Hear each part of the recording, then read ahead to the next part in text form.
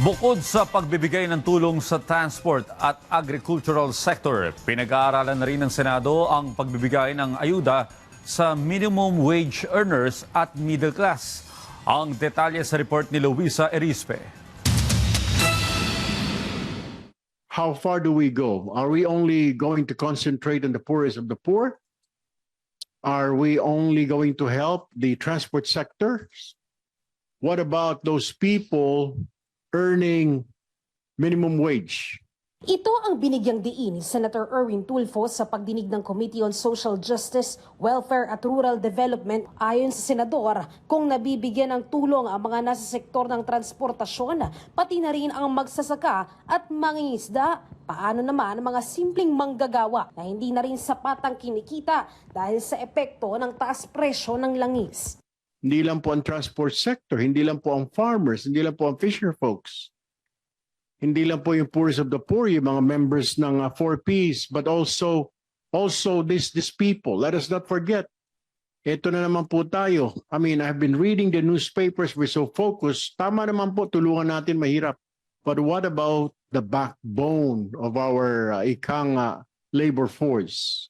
Dagdag pa ng senador, baka mamaya umalma ang mga empleyado tulad noong panahon ng COVID-19 pandemic. Mahuli na sila na mabigyan ng tulong.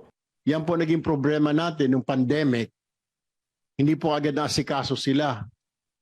Kaya umalma po yung mga ito na, wait, nagtatrabaho kami.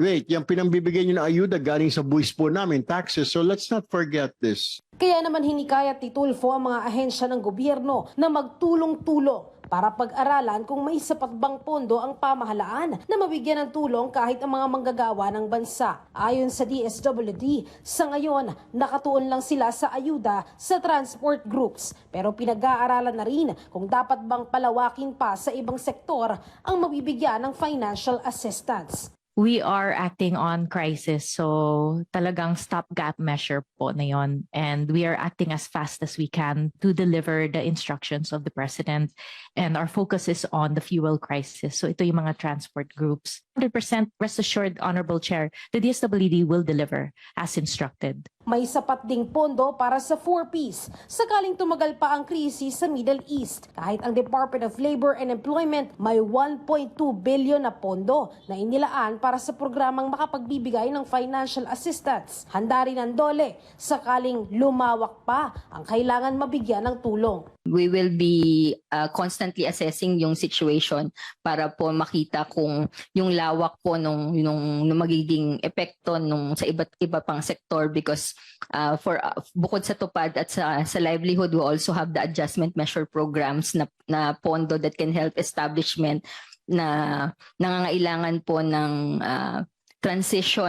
transition fund para po maitawid yung kanilang businesses and their workers for during this crisis. Ayon naman sa Department of Budget and Management, nakahanda lang ang pondo sakaling maubos na ang binibigay na financial assistance mula sa mga programa ng gobyerno tulad ng AIX ng DSWD at tupad ng DOLE. Sa ngayon kasi, nagagamit na ang pondong para sana sa oras na may kalamidad sa bansa, pero may pang-replenish o pamalit naman dito ayon sa DBM. The economic managers are well aware of the crisis po ngayon, but we are closely coordinating po to ensure that there will be funds available po for all the programs and projects po that will be needed for the purpose po.